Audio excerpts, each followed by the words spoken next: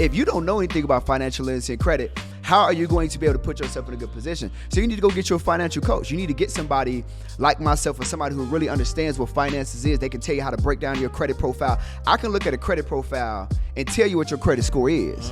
I've got a little over 40 people that are incarcerated who have reached out to me via social media and said, bro, because of you, like, I'm incarcerated, but now I'm coming home and I got good credit. Wow. You know, it's crazy because I used to always say, it's not about the location, it's about the person. And so for me now, I realize that it is nothing wrong with being planted in new soil as well. Hey, wait. I know you want to watch this next video, but listen, if you are an entrepreneur, business coach, business consultant, or a small business owner who has a story and wants to learn how to create multiple streams of income from your story, I need you to text me right now, my book, to 646-687-4152. That is my personal number. I have been an author for over 12 years. I've written 10 books. 4 of them have been bestsellers, and I've sold over 100,000 books. But I've also helped a lot of my clients take their expertise and put it into a story, then create multiple streams of income from that. So I want to help you do the same thing. So text my book to 646-687-4152. All right, let's go back to the video.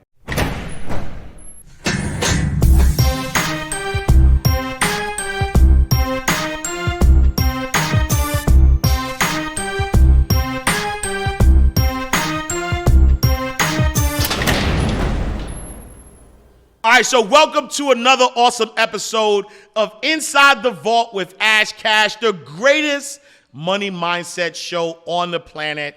We have one of the premier, or dare I say the premier, credit repair, credit experts for the culture. We got Dion Coopwood in the building.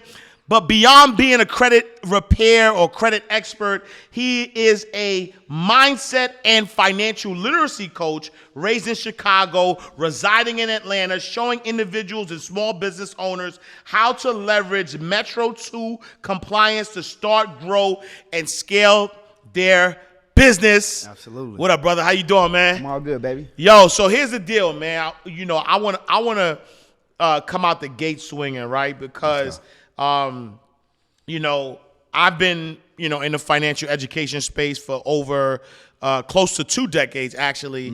I wrote a book called What the FICO, 12 Steps to Repairing Your Credit. Yep. And it was, well received, sold a lot of copies. I helped a lot of people, get into the right mindset as it relates to fixing their credit, because credit can help you build wealth.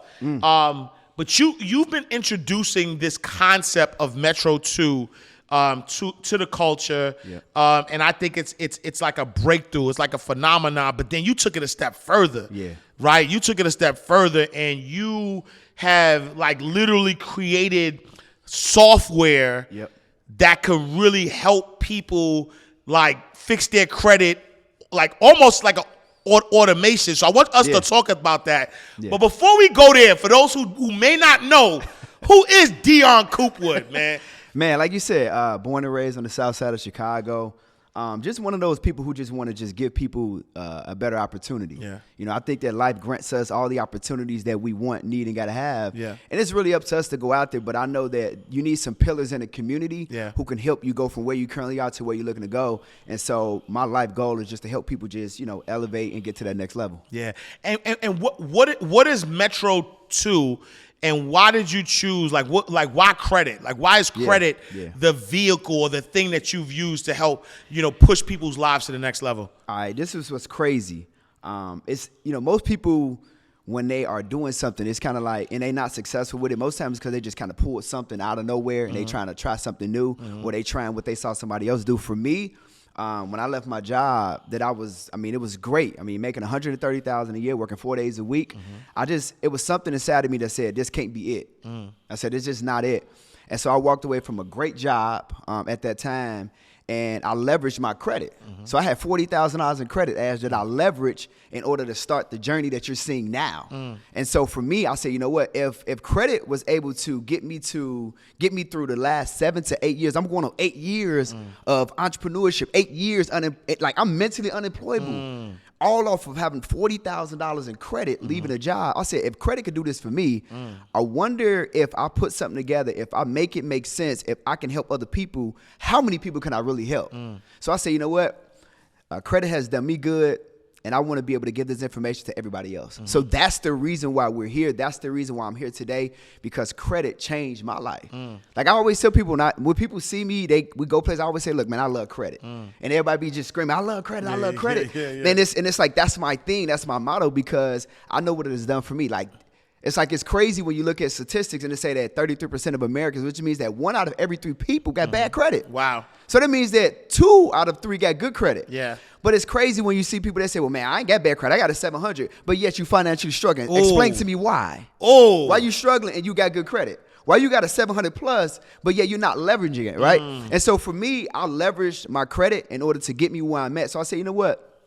I know I can take the information that I have and I can deploy it to the community, and I can help some people as well. Wow. I mean, that hurt though, right? Because I know somebody's watching who has that 700 credit score, who's proud. They wear it on wear that on like a badge. What are some easy ways for those who have good credit? Yeah. You know, how can they leverage their credit? Yeah, well, what I'll say is this, because a lot of people, they fearful, even people with good credit, they fear because they say, well, I don't know what to do with it. Yeah. What you have to do is you got to learn how to leverage OPM, which is other people's money, right? Yeah. The very first thing that everybody can do, and this is the play, you can go to bankbranchlocator.com and you can literally go on Bank Branch Locator. You can put in your particular zip code and where you live at, and it'll show you all of the banks in your area. It'll show you all of the banks in your area. So now you know who you need to be going to build relationships with, who you need to be going to get money from. Because if you got a 700 plus and you walk in the door and you got a strong credit profile, you in great position to be able to get some money from the bank and be able to leverage and go ahead and start growing, scale your business, right? But most people don't know where to go. So that's where you start. But I'll make it even easier. I'll give a few plays for the individual who, let's just say they got bad credit. And they say, well, I want to leverage my business credit. I got a business that I've been running and I'm making a little bit of money, and I want to know where I can go to get some money from. All right, well, from that perspective, you can go to Headway Capital, right? They can go to headwaycapital.com. And if they've been in business for, let's just say, a year, making maybe $3,000, $4,000, $5,000 a month, give or take, and they can leverage just their business credit and be able to go get up to $100,000. Easy money, right? But let's say the person said, I just got started in business. I got a business less than a year old, and I still want to be able to leverage my personal credit. I got good personal credit. Man, you go to Wells Fargo and get up to $50,000, no doc loan. That means you ain't got to provide no documentation. You can leverage your personal credit, and you get a line of credit in your business name. Let's just say somebody say, well, I ain't got a business. I ain't trying to start a business, but I want a line of credit to maybe just put some extra cash or put some security behind just my lifestyle and my goals, right?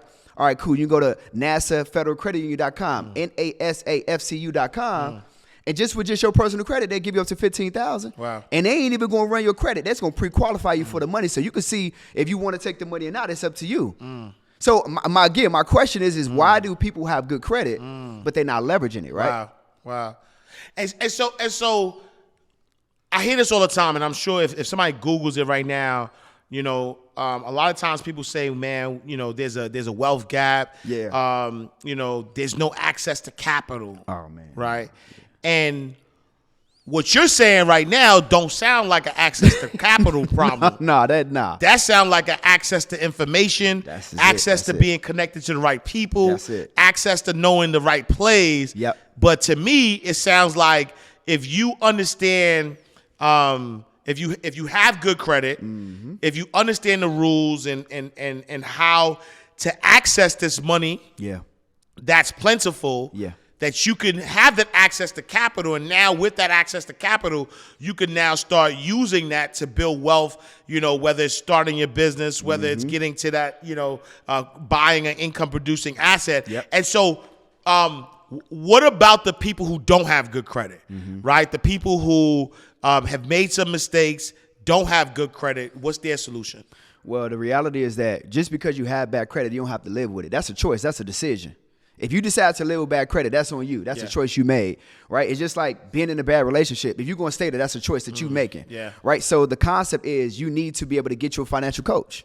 That's it. It's simple as that. It's just like if somebody say, hey, listen, I don't like the way I look. I want to be able to lose weight. You can't just try to go to the gym by yourself. You may not be able to withstand a storm because as time go on, your commitment to the process is going to determine your progress. Yeah. So it's the same thing when you're talking about financial literacy and credit. If you don't know anything about financial literacy and credit, how are you going to be able to put yourself in a good position? So you need to go get your financial coach. You need to get somebody like myself or somebody who really understands what finances is. They can tell you how to break down your credit profile. I can look at a credit profile and tell you what your credit score is. So you have to have some type of experience, some type of knowledge, some wherewithal to be able to tell people what their situation looks like from a credit perspective to be able to guide them in the right direction. So if they got bad credit, then they need to tap in with a financial coach. Somebody can say, okay, here's where you are. Here's where you are. This is where we're looking to go. Tell me your goals. Tell me your dreams. And then they'll give you a diagnosis from a credit perspective on where you need to go. It's just the same thing like going to the doctor. Yeah. If we're hurting, we don't go to the doctor and tell the doctor Facts. what kind of medicine you going to give me. Facts. You say, okay, look, doc, this is why I'm hurting at. Yeah. Same thing with credit. You say, okay, look, you the credit doctor. Yeah. This is why I'm hurting. Yeah. I'm down bad financially. What do I need to do to put myself back in a good position and let them help you out? Yeah. That's where you need to start with a coach. Yeah, and you've been helping a lot of people, man. Like behind the scenes, you told me, about your Metro 2 software, but you've really been using your platform and the tools and your knowledge to even help people behind the wall. Yeah. Right? Helping people behind the wall, people coming home, you giving them opportunities. Talk to us about that a little bit. Yeah, at this point, man, I've got a little over 40 people that are incarcerated who have reached out to me via social media and said, bro, because of you, like, I'm incarcerated, but now I'm coming home and I got good credit. Wow. And now I have an opportunity to be able to go ahead and leverage my credit to run some of the plays that you're talking about. But I just wanted to let you know, like, bro, I'm really in jail. I'm locked up. Wow. And I'm coming home with good credit. Yeah. And I'm like, dang, that's crazy. And then out of the 40 plus people at this point now, about 7 or 8 of those individuals have told me, like, I didn't have a chance at going to get a job because of my record is messed up. But again, because of your software and because of information that you're teaching, I was able to go ahead and start my own credit repair organization. And now I'm making some money and I'm able to feed my family. And it's no better feeling for me than to be able to show people the way and be able to really help people. Like, that's crazy to me. Yeah. And so it's like you really understand that it gets to the point where it's more so about the impact over the income. Yeah. You're looking at your reach and it's going far beyond you, your family, and the intermediateness of what you thought could actually be possible. Yeah. And to help people like that, it's amazing, bro. Yeah, man. No, I can imagine, man, because like I know, as an author, I've had a lot of people reach out to me, both who are still behind the wall, people who have come home, who are like, yo, your books help me, you know what I'm saying? So that's a different feeling when you just put out the work being obedient. Yes. And then that obedience is now allowing you to touch people that you didn't even know you were like affecting. You know what I'm saying? But on a personal note, how has Southside Chicago moved to Atlanta, and from the outside looking in, you had a phenomenal year. Like your growth has been like next level. Yeah. You know what I'm saying? How has moving and making the decision to like move to Atlanta, how's that affected your growth? It's crazy because I used to always say, it's not about the location, it's about the person. And so for me now, I realize that it is nothing wrong with being planted in new soil as well. So for me, it was just an idea of me planting myself into new soil and me being able to, be fertilized with a great environment. I think that from a standpoint of what does success look like, you said like outside looking in, you look like you had a phenomenal year, but people don't actually see the work either, right? Yeah. And so for me, I've always worked hard. I've always, like just put my best foot forward. But also what ended up happening was, not only did I get like the right coaches, but I also had the right environment. So that's that soil, right? So now, as opposed to being in Chicago and me being the top guy at the bottom, because I was the top guy, but it was really the bottom. And I say it was really the bottom because when I came to Atlanta and I'm around people like Ash Cash, my guy Carter, the Nehemiah Davises and people like that, I'm coming in from what I thought was the top, and now I'm at the bottom. And so I'm really seeing that there's another level to this thing. I'm like, yo, wait a minute. So you mean to tell me, making 6 figures a year, that's really not, that's good. Payroll money. Yeah, that's like, I'm like, yo, that's like, so now it's crazy because I went from making 6 figures a year to 7 figures a year. Now I'm paying my team 6 figures a year. Yeah. You know, so it's like it's a totally different concept. It's a totally different way of thinking. It's a totally different mindset. And so, yeah, it's like, yeah, you had a phenomenal year, but I will honestly say, bro, like a lot of work went into that. Like it wasn't just, oh yeah, he just had a phenomenal year. He just moved to Atlanta because it's not going. I don't want nobody to look at this and say, I'm going to move to I'm Atlanta. just going to move to Atlanta. Or I'm going to move to Texas and it's going to happen. You're going to have to put in some work. Kind of like me and you when I first met you. Yeah. I'm like, this Ash, like this, like what's up? Like let's exchange numbers. Like I'm locked in. When can I pull up? I'm not like I'm working. Facts. 100%. I'm putting in the work. 100%. You feel me? Yeah. And that you know I'm glad that you said that because you know that goes back to credit. That goes back to success. That goes back to running a business. Everything. You know you have to put in the work, right? The opportunity and the proximity and you know the access makes putting the work that much fruitful. Yes. But I don't care if you around Jay-Z and Beyonce every single day, but you ain't putting in no work, that association ain't doing nothing for you. It ain't gonna work out for you. What would you say is your number one lesson that you learned 2022? Wow.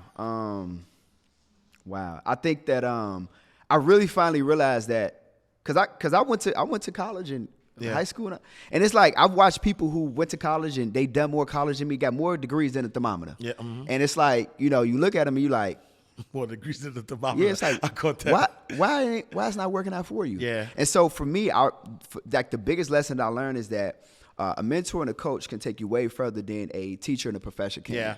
It's like, we go to college because we were told to go to school, get a good education so we can get a good job. That's what they told us to do. Yeah. And we followed that system. And what I realized is that people look at people like successful entrepreneurs like me and you, they say, man, that's a scam. Yeah. Well, no, you just still confused about money. Facts. Yeah, that's yeah, what yeah, scams yeah, stand yeah, for to yeah, me because yeah. you already grown, right, and you still and broke. Facts. It's like you grown and you broke. That's crazy. That's though. the real scam. Facts. You done went to school, and people fight for that. They fight for to stay there. You feel me? Yeah, and they like, yo, I went to school. They brag about their degrees. Respectfully. Respectfully. You done went to school, and it ain't no disrespect. Yeah. But you got to look at the situation like, all right, cool. Let's say you got 10 friends, and 6 or 7 of y'all went to college. Yeah. And if y'all not in the financial position that y'all in, what's wrong with saying, you know what? All right, these old keys ain't opening up new doors. Right. So for me, I realized this year when I got around high-level performing entrepreneurs that were on another level who made me feel like, I thought I was doing well, and I realized that I can do better. Yeah. I said, wow, okay, well, what are they doing that I'm not doing? And I'm realizing that everybody had a mentor that was performing at a level that they wanted to perform at. They had a coach that was performing at a level that they wanted to perform at. Yeah. And I said, that's the missing piece. I never had nobody that I can plug into to give me information to get me to that next level. I was always the guy that was being plugged into. So I was the outlet for everybody. I didn't have an outlet. Yeah. And so coming here, I realized that I needed a mentor. I needed a coach to go to that next level. Yeah. And so having like a Neo and having like a Myron Golden who can give me information and give me plays to take me to that next level, I'm like, y'all, this is it. And so people are missing the fact that, all right, cool, you went to school, you got education, you might have a decent job, but if that's not what you desire to be like, then cool. You can't go to a professor no more and think that they're going to, okay, the professors are making what? Do you want to make what the professor make? If that's the question. Do you want to make what your professor make? Most people say, nah, I don't want to make 60, 70, 80,000 dollars. I don't. Right. I would like to make that a month. If you had to choose, okay, cool, then you're going to have to get you a coach. You're going to have to get you a mentor, somebody that's going to be able to give you the information to go to the next level. That was my biggest lesson because I didn't have one. Yeah. I came to Atlanta like, all right, I'm going to figure this thing out. Right. You need somebody to guide you. Yeah. And I hope that they hear you. You know, I hope that people realize that this is somebody who was making 6 figures, just uprooted and took his family from where you were, went to Atlanta. And so all these people who were like, oh, I got these responsibilities. You had a family. Wife, 3 kids, right, and my mom I take care. Look, wife, 3 kids, and a mama, uprooted and just said, I have to take a risk. Yep. Right. So all my risks, all my people who are thinking about taking risk, it's riskier staying where you are. Yes. Right. Yes. Because You uprooted your family, wife, 3 kids, and a mama you're taking care of. Come to Atlanta as a person who's making 6 figures. Now you're a 7-figure earner, and dare I say, you definitely going high 8s this year. That ain't even no question because I see how you moving. That ain't even no question. Look, and in less than 2 years, you're building a $10 million or more business, paying your team 6 figures and more, all because you bet on yourself. You know what it was though? I took the things that I was really at certain points I was making an excuse to not move. Yeah. And I realized, I said, man, the things that I could buy with these excuses is costing me too much money. Ooh, that's a bar. I was like, these excuses is too expensive. I said, okay, cool. So now that I got that figured out, I said, what do I need to do? I said, I took the things that, like you said, having a wife, having the kids that I'm taking care of, having a mom, and I said, you know what? These things that are holding me back and that I'm making an excuse for, those are the things that actually are motivating and inspiring me to actually go ahead and get this stuff done. Yeah. So I said, okay, cool. For my wife, I'm going to move. For my kids, I'm going to move. For my mom, like they deserve this lifestyle. Yeah. I am going to uproot. I'm going to uproot. I'm going to move. Yeah. And I'm going to put us in a better environment. Yeah. Like even when I moved, I tripled my bills and expenses for the month.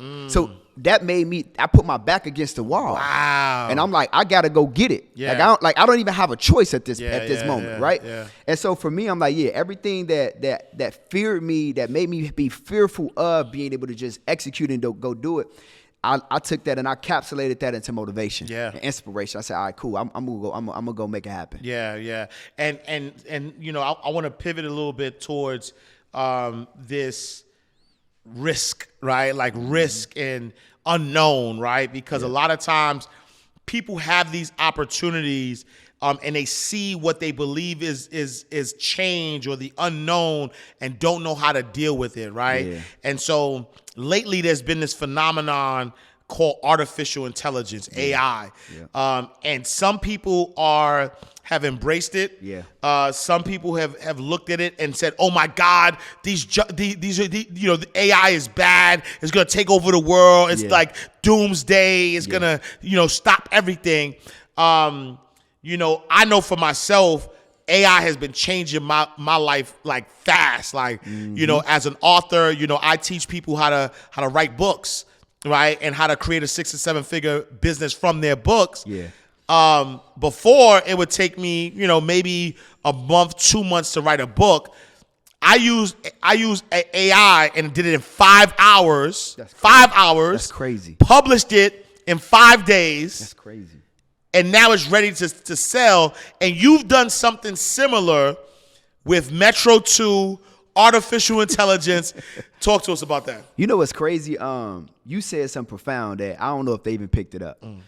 You went from you chopped your time down on how to create a book and publish it in like dang the 10x the time frame. Facts. Which gave you more time back. Facts. Which gave you more freedom, right? And more flexibility. It's kind of like if we look at let's say the 1900s, they was first building cars because people was tired of walking. Yeah. People was tired of delivering mail. If you send some mail out 2-3 days to get there. All right, cool. Now you can get in the car and you can get there an hour, 2-3 hours. Then they started to introduce trains. Then they started to introduce planes.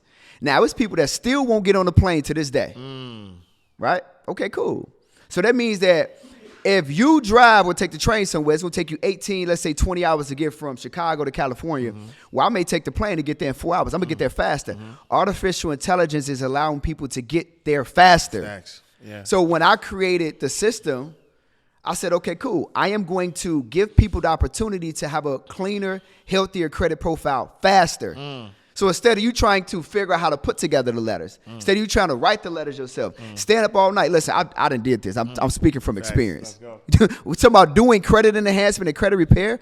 I said, okay, cool. I need to be able to put my mind to something and create something that is going to get people to their financial goals faster because everything about our financial goals start with credit. I don't care what you want to do. I don't care what business you want to start. I don't care what your income goal is for the year. You need some credit in order to get you to where you're trying to go. And so I created a Metro 2 compliance system that has artificial intelligence in it. And every 2 to 3 minutes, it automatically updates itself. Wow. So the letters that are being sent in through my system, through the compliance standard, whatever results come back from the credit bureaus, it's automatically tracking it. It's got data results matrix inside of it. It's got the artificial intelligence. So every 2 to 3 minutes, it's saying house is getting a better result than home when we send these letters out. This is getting a better result than there when we send it out. Bold is getting a better result than italicized when we send these letters out. So whatever gets the greatest results every 2 to 3 minutes is automatic. It's artificial intelligence. Wow. It's the way of the future. Wow. So I embraced it just like you embraced it. Yeah. And so instead of people having to wait or trying to sit up for a day, 2, 3, 4, 5 hours, putting together 2, 3 letters to send up to the credit bureau and then waiting on those results, I got a system that is doing everything for you. Wow. One click of a button. All you gotta do is download your credit profile, upload it to the system, hit generate, one click of a button. We mail and fax and print off everything for you. And the letters are being generated in like 2 to 3 minutes, real time. You can print them off and look at them. Wow. Or you could just hit the button and let the system do the work for you. Wow. And now you just sit back and wait. Wow. And because we're using compliance standard, which is totally different concept than factual dispute, and I can break that down too, and make sure everybody understands the difference. But this is why I'm teaching. I'm gonna hold that class for everybody. I'm gonna break it down. But I'll give a little sauce so they can understand it, right? But the reality is that instead of you trying to figure this stuff out by yourself, it's a done for you process. You don't have to put together the letters. You don't put together letters. You don't got to mail and fax. And because we're using Metro 2 compliance, which is a powerful process, we're seeing results, some people in 7 days, some 14 days. Now, legally, the credit bureau's got 30 days to respond. Normally, when you send in those little regular cookie cutter letters, they take their sweet time. But when you send a compliance letter, it's kind of like, they be like, whoa. Because it's state standard, and I'll talk about that too, but that's state standard that they put in place. So they be like, whoa, wait, hold on, wait. They use a compliance standard. Let's comply. And that's the way that it works. Wow. And so I want to unpack a couple of things, right? Because I know that, I've had bad credit before in the past. And I know that, I learned, like, I became a credit expert by having bad credit. Yep. Right? So I was like, damn, I got bad credit. So that's experience. Right. I had the experience. I had to learn. I was like, all right, bet. All right, there's 5 categories: payment history, usage ratio, length of credit history, credit mix, and new credit. And I was like, all right, these are the 5 things. All right, if I keep my payments low, and make sure I pay everything on time, then that's one bucket. If I make sure that I have my balance low and I'm not applying for cards those are 2 more buckets. If I have different types of credit, so I'm going through all of the things that I know, but if there's a faster, I got better things to do. Right, exactly. Than looking at my credit, Facts. right, and learning the credit game. And if I hear you correctly, you've used artificial intelligence as a way to help people. They don't even necessarily have to learn about credit. This system will do it for them, right? Yes. And you said something about factual disputes and compliance. Explain that for me. Yeah, so just to kind of make it make sense, the only one true way, I need everybody to hear me out on this one. This is real facts. Y'all can Google this. The only one true way to repair credit is by way of factual dispute. That's on the national credit exam. I took that past that. All my students take that past that. That is the only one true. That's a question on the exam. So that means if that's the only one true way, that means that everything else is illegal. I'm just gonna leave it there, right? Wow. So then the only other way that we could potentially attack, I'm using a totally different language, we can attack the credit bureaus and say, I want these items removed. It's not a dispute process. We're not using factual disputing, we use a compliance standard. So in 1997, the credit bureaus, the 3, Trans, Experian, Equifax, and Experian, right? Trans, Equifax, Experian, and Innovis, my bad. The 3 plus Innovis, which is a secondary bureau, they set together at the round table in 1997. They called themselves the CDIA, the Consumer Data Industry Association. They said, we're going to put together a standard in place that anything that's being reported to a consumer credit profile, it must meet compliance standards to even be reported.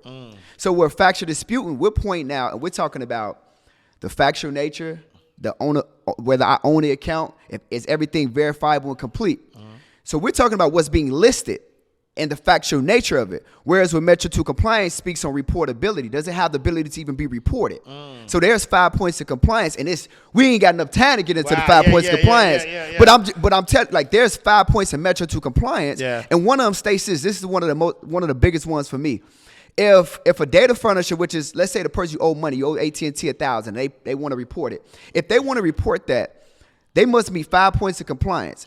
When you send in a letter and it states that these items are in compliance to even be reported, if AT&T wanted to stay there, if the credit bureaus wanted to stay there, they must send carbon copies back and forth to each other. We some real carbon copies, handwritten carbon copies, and they got to send a USPS mail to anybody that's involved with that account being reported.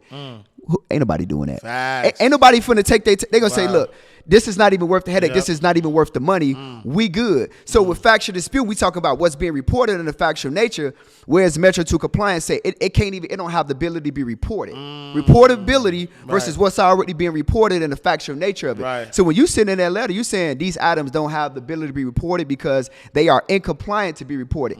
Anything that jeopardizes anything that's not being reported based upon Metro 2 compliance, it jeopardizes the integrity of what's being reported. So it must be mandatory to delete it. Wow. So this is why when we send in letters, we send in a Metro 2 letter, you get a bankruptcy off, you getting child support off, you getting evictions off, you getting all collections off, you getting all derogatory remarks off. I don't care student loans, I don't care what's there. Because it didn't meet compliance standards to be reported. Wow.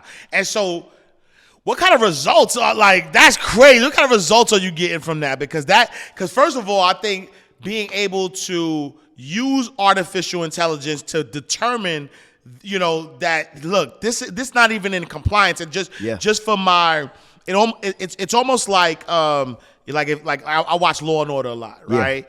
And in Law and Order, even if the cops, and anybody who know this in real life, even if the cops stop you and they find something illegal on you, if they can't, if they stopped you illegally, whatever they found on you got to be thrown out.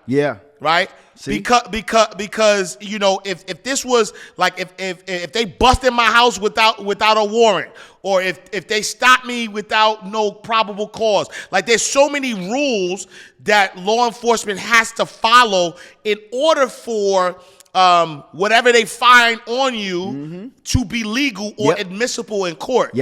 That's what this sounds like, right? It's like, yo, there has to be there's a compliance standard. Yes, bro. Right? So even if it's something that you actually did, if this doesn't meet the compliance standard, it's not even reportable. That's it. You can't even report it. That's it. And compliance and Metro 2 compliance, it also supports the Fair Credit Reporting Act and the Equal Credit Opportunity Act. Which means that equal opportunity means that me and Ash have to have the equal opportunity at credit. Fair Credit Reporting Act means everything must be reported fairly in order to be reported. So at the FCRA, that's the breakdown of like consumer laws and all that, right? So that means that Metro 2 compliance, not only is it speaking to reportability, but it's also still going to point out all the factual information too.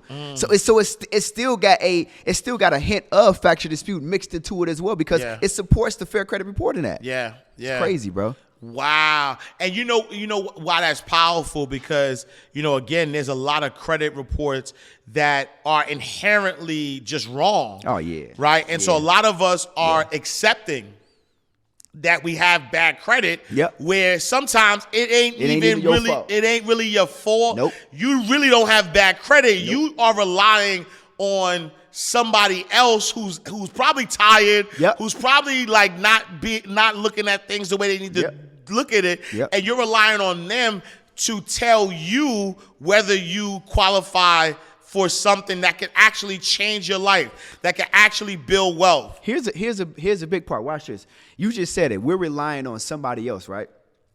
So that means that our biggest expense in life truly is what we don't know. So that means that if we get educated, we'll know. Here's a piece with Metro 2 that everybody needs to know. When we send in a letter, Ash, and you know this, when we send in a letter to the credit bureaus, a human is, 9 times out of 10, a human is open it up. Well, all the time. Humans open up the letter. But because they tired or humans have emotions, what they did was they removed humans from the determining factor of whether information is going to stay or get reported or not, because there's not enough man hours. It's millions of letters that go to the credit bureaus every day, every week, every month. So there's not enough humans, man hours, and manpower to read all these letters, and we get tired. So what we do is the human opens up the letter, but it gets fed into a machine. The machine is eOscar. So eOscar, it's a determining factor when it reads the letters and all of the code, and it is determining whether items are going to get deleted or they're going to stay on your credit profile. It gets spit out, and then the credit bureaus just say, hey, look, that's what eOscar said, right? Guess what eOscar was built off of? Metro 2 compliance. Wow. Wait. You can Google this. Wait, hold on. So you're telling me that when you send in a letter of dispute to one of the 3 credit bureaus, and let's talk about that fourth. I never heard of that fourth one either, so we're going to talk about that. But, the 3 credit bureaus, TransUnion, Equifax, Experian, most of the letters are open, or all the letters are opened up by a human being, but they're not the ones reading it. They're putting the letter inside a machine called eOscar. eOscar scans through it to see if it's compliant. And you've built a system that is the basis of what eOscar is showing, called Metro 2.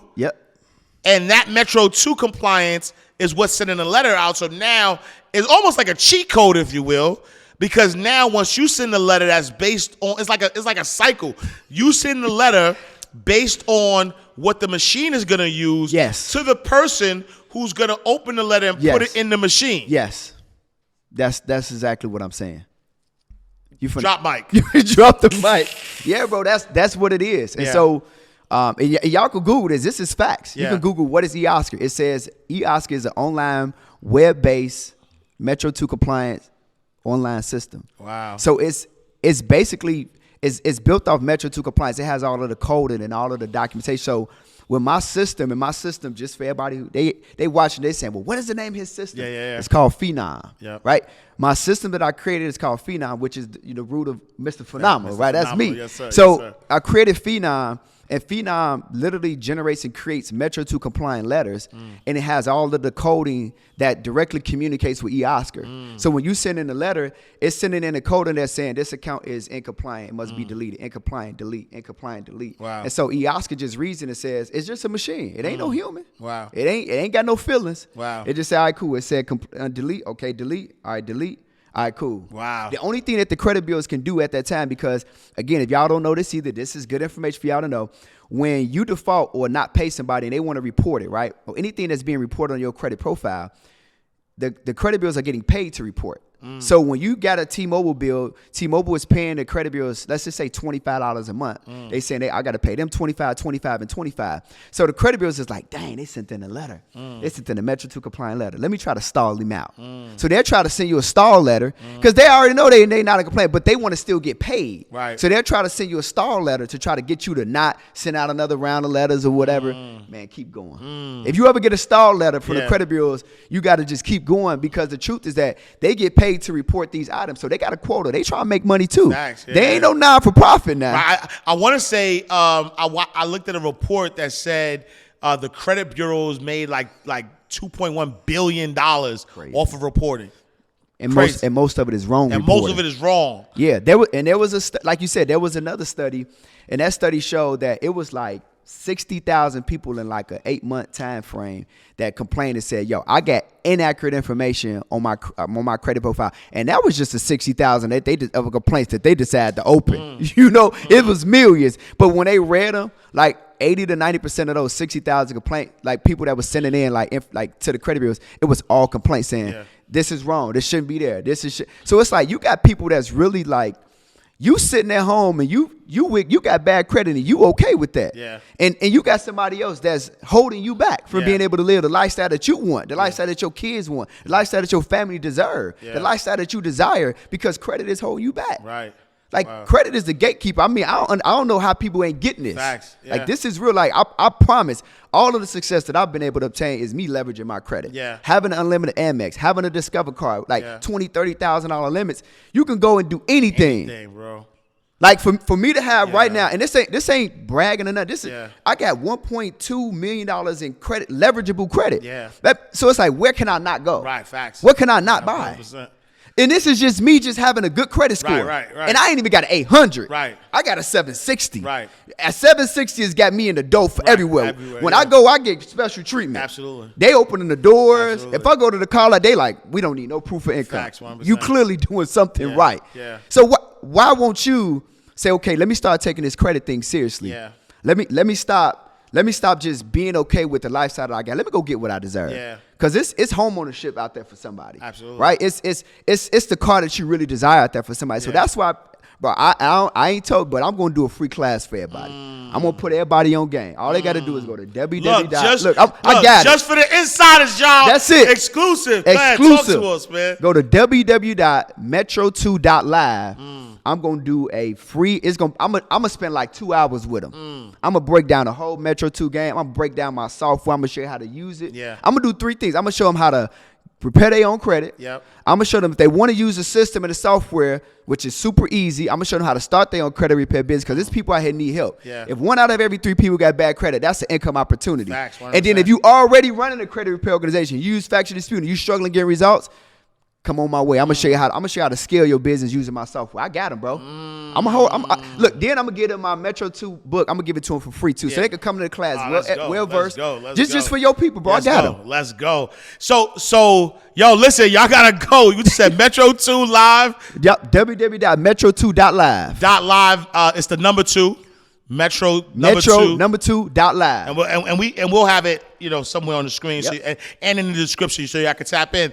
Tell me about this 4th reporting or this 4th thing. Yeah. Is it a reporting agency? Yeah, so there's a lot of secondary bureaus, and what the secondary bureaus is, they house the information. So what happens is when we send in a letter to the 3 main credit bureaus, they basically go get all of the information from secondary bureaus. So you got like Innovis, you got like LexisNexis, you got like SageStream, you got CoreLogics. Yep. So like LexisNexis, they housing all of the bankruptcy information. So like in my software, if you got a bankruptcy report, I'll show you how to like attack it on the 3 credit bureaus, but then right on the side, there's a tab where we got the secondary bureaus housed too. And the original data furnisher. So you can send a letter to them that just one click of a button, boop, boop. Just like that. So if you got a bankruptcy, we're gonna send a letter to LexisNexis too. So we're gonna tell them that it's in compliance to get it deleted. So then we'll get a letter back from this is game. This is too much. This is too much. I'm giving up too much sauce right now. This is crazy. So like you said, results, we get bankruptcies deleted. Yeah. First round, second round, just depends on your method of attacking. If you really paying attention, executing, using my software, right? Yeah. Like so then you got like a company like a CoreLogic. They house all of the installment loans. So if a person has a repossession and they default on the repossession, CoreLogic gonna house that. We're gonna attack them too. Wow. We coming at y'all head. Wow. We gonna get that deleted. My mentees getting repossessions off, bankruptcies. I even had one got child support deleted. Word. I'm like, so you ain't pay but hey, that's a whole nother story. I mean, it is what it is. Yo, and why this is powerful, because specifically for our community, yes. I think our community have been bamboozled, hoodwinked, led astray. You know what I'm saying? Yep. As it relates to credit, though, because we're first of all, we're not taught about credit, and so early on we mess up our credit. You know what I'm saying? So whether it's, mama putting furniture in the kid's name or whatever the case may be. And so we already off the gate have this bad taste with credit. Then when we get into the working space, we're being taught about how to get rid of credit, don't even use credit. That's crazy. But then when you cross a certain threshold, whatever that is. Threshold. Now you need it, huh? Right. Now you start like, I use credit for everything. I'm talking about I don't own a debit card. I cut my debit card. I will not use cash for nothing. Can I shake your hand, brother? I don't use cash for nothing. Me neither. I use credit for everything. I live off credit. Yep, me too. Right? I mean, from a tax perspective, I don't get taxed on none of the credit that I use. Crazy. Right? From a points perspective, every time I use money, I get points. Right? I stay in the finest hotels. Yo, me and my wife went to New York for the Cameron, Mace, and Jadakiss concert, and we stayed at the Ritz-Carlton for free. I'm talking about Central Park. I'm talking about like when you get out, they hold the door, they call you sir, you know what I mean? They got fine wine, champagne, and all that. Like I'm talking about that level of living. I get that too, don't? Yeah, I got you. That level of living for free. Yeah. And people they don't want that. Yo, when I'm on a plane, I get into the lounge for free. Crazy, bro. I get free upgrades to first class. Bro, crazy. you know, and I don't think people understand. But you're a mindset financial literacy coach. What help us inside the vault, our insiders, change our mindset so we can look at credit as a wealth building tool and not as something that, like, it's not the boogeyman. It's not Freddie or Jason. Like, it's not the candy man. Like, it's something that can actually help you live a wonderful life. Yeah, I think, you said something, which is what I live by too, which is, we live off credit. Yeah. And when people don't understand what we're saying, they're thinking that we're saying we just use our credit cards, but we don't pay the money back. That's not what we're saying. What we're saying is that in these regular, ordinary, and what we would call organic transactions from a credit perspective, when we are going out the organic transactions, we are leveraging our credit. We're just using credit, and we're using the money that's in the bank that we were going to use anyway to pay the money back. That's all what we're saying. Yeah. But here's what I need everybody to understand, just from a mindset perspective. We're not saying get your credit into a 700, 800 credit range and just go get a bunch of credit cards and just go run them up. We're not saying that. That's using credit. What we're saying is leverage credit. So there's a difference between using credit and there's a difference between leveraging credit. See, most people, they were taught bad stuff because their mom or their dad, their aunt, their uncle, anybody in the family, when they got a hold of a credit card, when they first started using it, they just used it. Yeah. So they would go shop and buy purses. They would buy stuff that was not going to give them a return on their investment. Yeah. Whereas we're saying leverage it. Don't just go use it. We're saying leverage it. So when I teach people to use their credit, I'm saying leverage it in the aspect of, if you're going to get a credit card, go ahead and take that $10,000 limit and put it into, let's just say, all right, start your Airbnb business. Yeah. And then you took that $10,000, let's say you open up, let's just say 4 units. Each unit costs you $2,500 to start.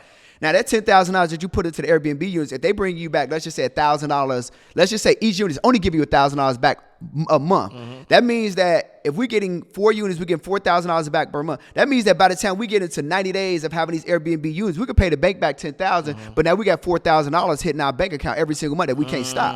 That's leveraging credit. That's not using credit. Right. Using credit, you go spend it, and you got to sit there and look at that stuff like, I didn't get nothing back from that. Yeah. You done win about $1,000 pair of Balenciagas. You ain't get no return on that. No.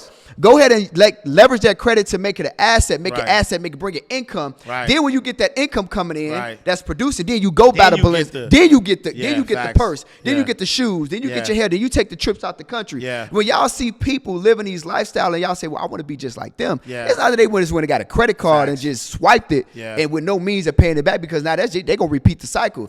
This is why the conversation is not being had in the household and it's not being taught in schools, because there's nobody who really understands it. Yeah. The schools get it, but that's just a concept. They're going to keep the rich rich and the poor poor. They ain't going to break that. That ain't even going to happen, because if they taught about credit in high school, colleges, and institutions, people be like, it'd be a different type of world. It'd be a different type of game. Yeah. But this is why I'm teaching it, because I want people to really, truly understand that if you leverage credit and you leverage it the right way, the lifestyle that you want, you can really have it. Like, seriously. Yeah. But don't use it, leverage it. Yeah, and that's such a big bar, and I hope people are picking that up, because at the end of the day, that's exactly what it is that the goal, what we're taught in our community is that, we have to work hard for money. Yeah. But the truth is, if you're wealthy and you want to create wealth, you have to change that relationship. You have to make sure that money is working hard for you. Correct. And how does money work hard for you is making sure that when you have access to money,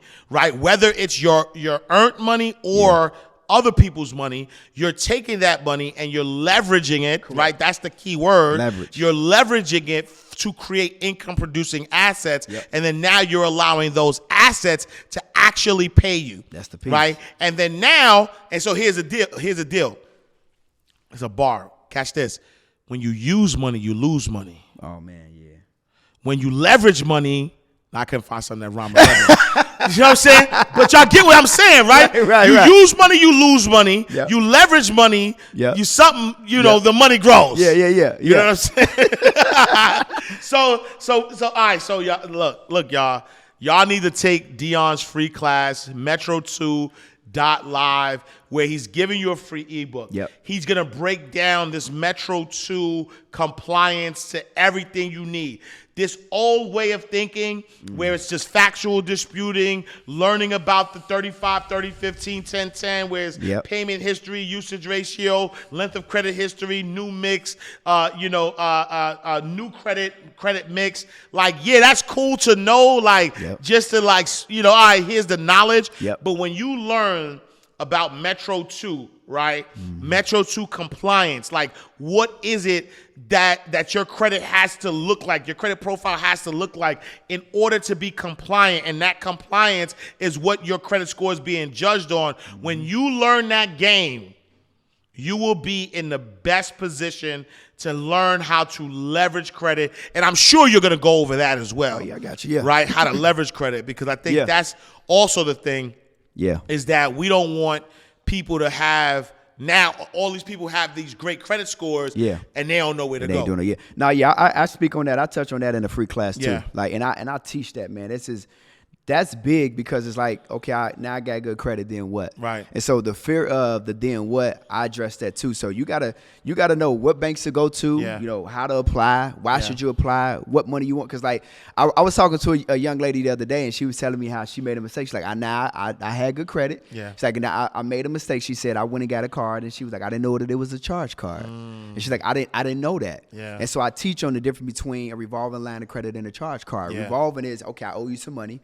I'm gonna pay you back, you know what I'm saying, every single month until I pay the balance off. Charge says, hey, listen, it's more like those net 30s. Yeah. She didn't even know that it was actually a net 15. She said they wanted their money back in 2 weeks. I said that was a net 15. Whereas she used up 10,000, and in 2 weeks the money was due. Right. So that's a charge card. Whatever you charge, they want their money right back. So like you said, that education piece and understanding that is key. And if you have good credit, to leverage it is key. And so people need to know where they need to go to, what's the requirements to apply. So I break all that stuff down too.